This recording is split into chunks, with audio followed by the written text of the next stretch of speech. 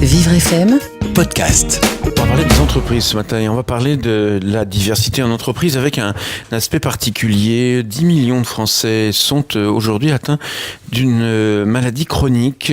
Ça fait un actif sur 4 et on va en parler avec nos deux invités qui sont deux frères. Olivier Regnault, bonjour. Bonjour. Vous êtes le président de Cap Santé Entreprise. Trésorier, pardon, oui, excusez-moi. Et puis votre frère, Stanislas Regnault, vous êtes le directeur de la Ligue contre le cancer pour le département des Hauts-de-Seine. Un petit mot d'abord sur ce qui s'est passé ce week-end et ces manifestations un petit peu partout, ces marches un petit peu partout en France. Vous êtes-vous attaché à la question de la bienveillance auprès des personnes atteintes de maladies en entreprise? Est-ce que ce qui se dit hier, ça peut changer les relations des gens à l'intérieur des entreprises et en particulier les relations avec les personnes atteintes de maladies chroniques ou les personnes les plus vulnérables en entreprise? Alors, ce serait Olivier Regnault, rapprochez-vous bien du micro. Ce serait évidemment tout à fait souhaitable et c'est d'ailleurs un des axes qui nous fait travailler, c'est dans la direction dans laquelle on va. C'est parce qu'il y a un sujet qui est quand même assez récurrent et permanent. Quand on dit un actif sur 4, en fait, les entreprises et les salariés ne le savent pas. Parce que bien souvent, ça n'est pas déclaré, ça n'est pas explicité ni à ses collègues pour des questions de regard, le regard de l'autre et de cohésion. Si je dis que je suis malade, on va tout de suite penser que je vais être absent régulièrement, que les autres vont faire le travail à ma place. Ça peut être angoissant. Ça peut être angoissant, ça peut être... et je ne dis rien, donc ni à mes collègues en général, ni même à mon supérieur hiérarchique, ni même encore moins au DRH, parce que je veux garder ma place, et on ne sait jamais ce qui peut se passer dans une entreprise. Donc effectivement, la cohésion et l'esprit d'équipe sont très importants dans la reconnaissance et la prise en compte d'un malade dans une équipe. Ce qui se passe dans la société, comme ce qu'on a vu hier, ça peut avoir un impact dans l'entreprise. L'impression que le monde de l'entreprise qui est au fond un peu coupé de ce qui peut se passer. C'est vrai que quand on arrive au travail, on met un peu de côté les engagements qu'on peut avoir et on va pas raconter forcément à tout le monde qu'on est allé marcher dans la rue hier. Non, mais ça, je pense que ça va quand même, vu le monde qu'il y avait, le monde qui a été rassemblé, ça ne peut avoir qu'un impact, même s'il est minime, ça peut avoir qu'un impact positif sur justement le regard des autres. Oui, je voudrais rajouter que nous avons une dimension d'aide aux malades et aux proches qui implique un esprit de tolérance très important. Et comprendre l'émotion des gens, et notamment des gens malades, qui font partie de cette cohésion sociale. La marche d'hier montre que les gens sont d'accord pour que tout le monde puisse s'exprimer librement et surtout que les autres soient à l'écoute. Et ça, c'est très important et je pense que c'est une très bonne action qui aura certainement des impacts qu'on ne peut pas mesurer aujourd'hui ou qu'on ne peut pas évoluer, mais qui aura peut-être des impacts, je l'espère, dans l'entreprise. Et il vous arrive quelquefois d'être inquiet sur la qualité du dialogue en entreprise ? Ah, tout à fait, oui, bien sûr. Le simple fait que les malades chroniques n'osent pas en parler, c'est inquiétant et c'est d'ailleurs des retours qu'on a eus sur des questionnaires qu'on a fait. Les questions, c'est comment serait perçu si je dis que je suis malade et que cette maladie s'appelle un cancer, voilà, par exemple, et que ça risque de durer, ou un diabète, ou Dieu sait quelle maladie. Comment est-ce que les collègues vont réagir? Est-ce que si j'apprends qu'un collègue de mon équipe ou un confrère est atteint, quel regard je vais porter? Et le troisième point qui est assez important aussi, c'est comment, selon ceux qui répondent au questionnaire, comment l'entreprise peut réagir et va réagir si j'annonce que je suis malade. Alors, un Français, un actif sur 4, ce sont vos chiffres, 10 millions de personnes. Ça veut dire qu'il y en a dans tous les bureaux, des personnes atteintes de maladies chroniques, il y en a dans toutes les entreprises, sur les chantiers de construction, dans les magasins. Ces personnes malades sont partout autour de nous. Qu'est-ce que vous préconisez? Qu'est-ce que vous dites aujourd'hui? Vous avez tenu un grand colloque en décembre sur ce sujet-là. Qu'est-ce qu'il faut faire en premier? Alors en premier, on revient toujours aux événements, au sentiment qui s'est dégagé hier, c'est des problèmes de cohésion et de regard de l'autre. Il faut essayer de supprimer au maximum les tabous qui peuvent exister. En parler. Voilà, en parler. Vous savez, quand on est malade, on a du mal à en parler déjà à ses proches, encore plus à ses collègues. Et alors, quand on arrive au niveau des responsables hiérarchiques, et là, c'est carrément le tabou. Donc, il faut lever ces tabous et tout le monde a y gagné, parce que ce sont quand même un actif sur 4, ce sont quand même des gens qui ont de l'expérience, qui ont des ressources et de la productivité à mettre au service des entreprises, et qui tout d'un coup sont susceptibles de s'arrêter et d'être en arrêt. Vous dites que ça coûte 17 milliards d'euros. C'est quand même la perte de productivité, uniquement du côté des entreprises, sans parler du coût médical. Mais la perte de productivité, c'est énorme. C'est énorme, et c'est des chiffres qui datent de 2007, du ministère de la Santé, mais à mon avis, ça n'a pas baissé. Donc 17 milliards, oui, c'est tout à fait énorme. Donc les entreprises ont intérêt à s'y intéresser, à porter attention à ce genre de choses. On est avec Olivier Regnault et Stanislas Regnault pour parler des maladies chroniques en entreprise. 10 millions de personnes concernées. C'est aussi une histoire de vivre ensemble. On marque une pause, puis on verra dans un instant comment est-ce qu'on peut agir au quotidien. L'invité de la rédaction de Vivre FM jusqu'à 8h30, Vincent Lockman.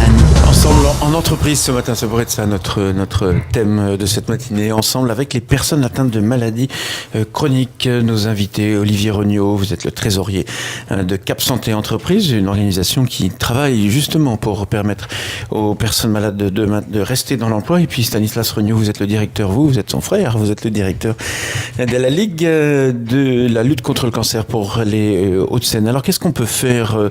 Vous dites 17 milliards d'euros de perte de productivité. Qu'est-ce qu'on peut faire pour améliorer la place des personnes atteintes de ces maladies chroniques? Un actif sur 4 en entreprise aujourd'hui. Voilà, un actif sur 4, donc sans faire de mathématiques poussées, Olivier Regnault. 25%, et 25% de personnes, de personnel, quelquefois très compétents, qui doivent interrompre leur travail, quelquefois de façon brutale, sans que l'entreprise ait pu l'anticiper. Alors ces 17 milliards de productivité, ça peut se réduire d'abord en levant les tabous liés à l'annonce des maladies, qui permet éventuellement d'organiser le travail, de préparer un soutien. Et par ailleurs, quelqu'un qui est en arrêt de travail, de lui permettre de reprendre une activité fait partie aussi de la thérapie. Quelqu'un qui est, on le disait tout à l'heure, quelqu'un qui est en arrêt de travail et qui ne peut pas reprendre son activité avec des aménagements éventuels, perd beaucoup et se sent exclu. Donc le regard des autres... Mais les gens, il y a un tabou autour de ces maladies chroniques, c'est-à-dire que personne ne va dire qu'il est diabétique, séropositif, ou bien qu'il est atteint d'un cancer à ses collègues de travail.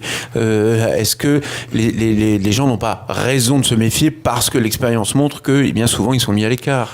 C'est des choses qui doivent évoluer, justement. Et Stanislas Regnault, vous êtes directeur, vous, de la Ligue contre le cancer pour le département des Hauts-de-Seine. Typiquement, annoncer dans son entreprise qu'on a un cancer, c'est extrêmement angoissant, stressant pour tout le monde, non? Est-ce que les salariés n'ont pas raison de se méfier, finalement, des collègues? Alors, je ne le crois pas. Fondamentalement, je ne le crois pas. Je suis peut-être un éternel optimiste et je crois dans l'humanisme et dans la dimension sociale partagée de façon agréable. Nous avons fait des tests. Je crois que la solution est même dans l'entreprise. Dans ce diagnostic qui est fait sur la perception de la maladie, on s'aperçoit qu'un certain nombre de personnes non malades ont répondu. Donc c'est pas anodin. Et donc si elles ont répondu, c'est parce qu'elles ont besoin d'être accompagnées elles-mêmes et d'accompagner le malade. Ça c'est une des premières conclusions qu'on peut tirer. La deuxième conclusion, c'est que on a une très nette différence entre les gens d'un certain âge, un peu moins avancés que d'autres, et des gens qui ont été malades et qui ont déclaré leur maladie. Et on s'aperçoit que globalement, les gens qui ont déclaré leur maladie ont été bien accompagnés. Donc en fait, cette crainte tout à fait légitime, n'est pas dans la réalité effective, puisque les gens qui ont été malades et l'ont déclaré ont dit que l'entreprise les avait bien accompagnés. Décidément, on a envie de revenir sur ce qui s'est dit hier, c'est-à-dire que pour cette cohésion sociale, on a envie de dire, même pas peur, c'est-à-dire que peut-être que la première chose qui crée de l'exclusion, c'est la peur. Alors la peur, effectivement, la peur pour son emploi, tout d'abord, parce qu'il y a quand même on veut le comprendre. Beaucoup de petites structures, des PME. Si vous êtes 12 ou 15 à travailler, si vous annoncez que vous êtes malade, il y a toutes les chances que le responsable de la PME, qui lui est là pour faire travailler, va chercher à vous remplacer. C'est la crainte qui vient à l'esprit de tout le monde au moment de dire qu'on est malade. On va peut-être devoir s'arrêter.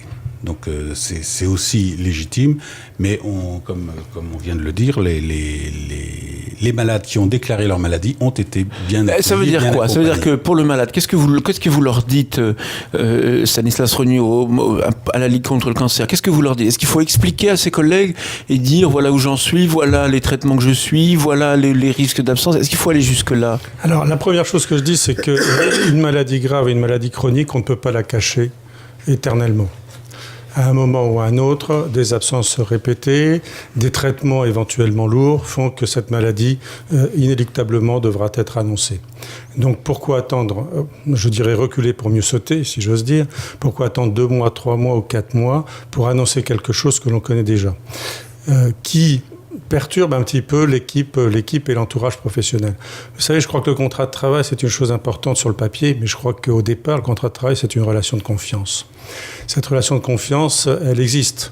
À compétence égale, même âge, né au même endroit, on prendra la personne avec laquelle on a le plus d'empathie. On embauchera cette personne-là et celle on a confiance. Donc cette confiance, elle doit aller jusqu'au bout. C'est-à-dire que lorsqu'il y a un problème, il faut le dire. C'est ce qu'on nous apprend quand on est petit. Quand vous avez faute avouée, à moitié pardonnée, il faut savoir faire ça. Je pense que tout le monde a à y gagner, le malade, les collègues et l'entreprise. Vous parlez de faute à l'instant. Il y a un certain nombre de maladies qui sont stigmatisées. Je pense en particulier le diabète. On dit c'est une mauvaise hygiène de vie, ou bien on peut imaginer que les personnes séropositives, eh bien, si ça leur arrive, est-ce qu'il n'y a pas des inégalités et des maladies qui sont encore aujourd'hui des maladies stigmatisées ? Dans le monde de l'entreprise, qui est le lieu de la performance, qui est le lieu de la réussite. Certes, ça doit encore exister, et il faut que ça n'existe plus. Mais ou les fumeurs à qui on dit finalement c'est ta faute. Oui, on n'est pas tous égaux, encore moins devant la maladie, c'est sûr. Ça fera plus ou moins au hasard. Alors certes, il y a des facteurs d'hygiène de vie qui peuvent augmenter les risques de maladie ou les diminuer. Mais on n'est pas responsable de sa maladie. L'invité de la rédaction de Vivre FM jusqu'à 8h30, Vincent Lockman. On est avec Stanislas Regnault et Olivier Regnault ce matin pour parler des maladies en entreprise. Stanislas Regnault, je vous ai coupé. Juste pour répondre à votre question, il y a des maladies qui ne sont pas forcément stigmatisées mais qui font peur. Le cancer en fait partie. Il y a encore 15 ans, on parlait pratiquement pas du tout de cancer. On disait une longue maladie et maintenant on commence à prononcer le mot. Alors du côté des entreprises, est-ce que ça change ? Est-ce qu'aujourd'hui, vous avez le sentiment que les entreprises, elles sont en capacité de prendre en compte ces questions de fragilité, de difficultés de santé ? Est-ce que ça bouge ou pas ? Alors ça bouge, oui, ça bouge lentement. En fait, les entreprises qui en ont conscience, qui ont pris conscience de ça, ça peut commencer à... Plutôt les grandes ? Plutôt les grandes, parce que pour l'instant, on s'est intéressé aux grandes. D'abord parce que la première étape, c'était un questionnaire qui était anonyme et confidentiel. Alors c'est sûr qu'en dessous de 300 personnes, on peut plus garantir la confidentialité et la confidentialité. Ouais. Donc, mais pour les entreprises pour lesquelles on a déjà fait des tests, que ce soit le Crédit Mutuel ou Île-de-France ou Veolia, on a eu des retours positifs et ces entreprises on évolue bien dans ce sens-là.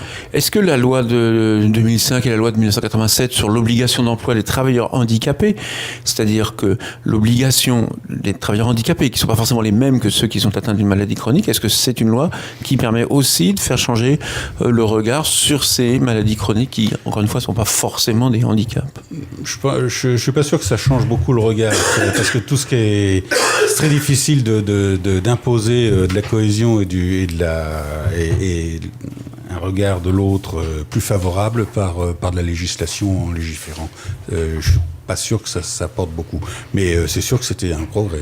Quand vous dites 17 milliards d'euros de perte de productivité aux entreprises, est-ce que ça ne va pas les inciter à demander un certificat médical pour être sûr que les gens qui recrutent vont pas leur coûter de l'argent ? Est-ce qu'il n'y a pas un effet pervers dans cette affaire-là ? C'est-à-dire de dire attention, ça coûte très cher ces collaborateurs. Il y a déjà une visite médicale d'aptitude à l'embauche et d'aptitude à l'emploi, alors qui est plus ou moins fouillée ou détaillée, suivant les postes, évidemment, suivant les différents emplois. Mais c'est des maladies qui arrivent pas forcément au moment de l'embauche. Hein.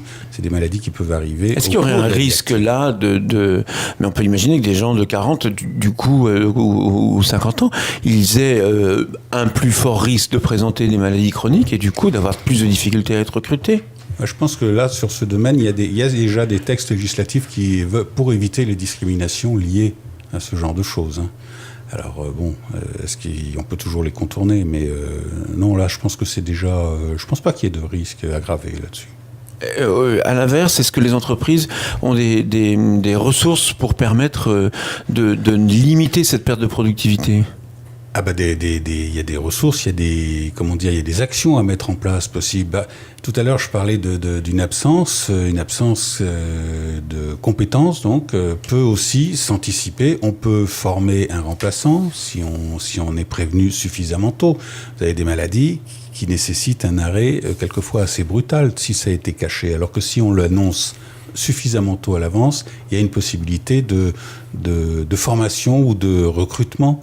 Alors que là, une absence du jour au lendemain, ça passe par de l'intérim qui coûte cher, ça passe par des remplaçants qui font pas forcément l'affaire. Enfin, Vous dites 3 outils, un outil pour l'équipe, accompagner l'équipe autour de la personne, un outil pour le salarié, pour l'aider, et puis des outils pour l'entreprise. Oui. C'est sur ces 3 niveaux-là qu'il faut jouer. Tout à fait. Si on discute avec l'entreprise... L'entreprise, le contrat de société, c'est la mise en commun de moyens pour en tirer des profits. Donc l'entreprise, il faut lui parler coût et productivité. Le salarié, il faut lui parler bien-être au travail et épanouissement. Et je le disais tout à l'heure, le maintien dans l'emploi contribue à l'épanouissement et à l'état de santé de la personne. Et à l'état de santé. Et les collègues en proximité, c'est important aussi. C'est important parce que là aussi, sans revenir encore à la journée d'hier, on voit bien que quand les choses sont comprises, expliquées, l'entourage en tire quelque chose de positif et acceptera peut-être de plus facilement de faire un peu plus de temps, de prendre en charge le travail de l'autre personne, alors que sinon c'est quelqu'un qui est absent tout le temps et on ne sait pas pourquoi et ça peut tourner tir au flanc. Être Charlie, c'est aussi être fragile. Voilà. Merci beaucoup tous les deux d'être venus nous voir ce matin sur l'antenne de Vivre FM. Je rappelle que vous êtes trésorier de l'association Cap Santé Entreprise et puis votre frère Stanislas Regnault, vous êtes directeur de la Ligue contre le cancer, un site internet pour Cap Santé Entreprise. Oui. capsantéentreprise.org. capsantéentreprise.org. Merci beaucoup d'être venu nous voir ce matin sur l'antenne de Vivre FM.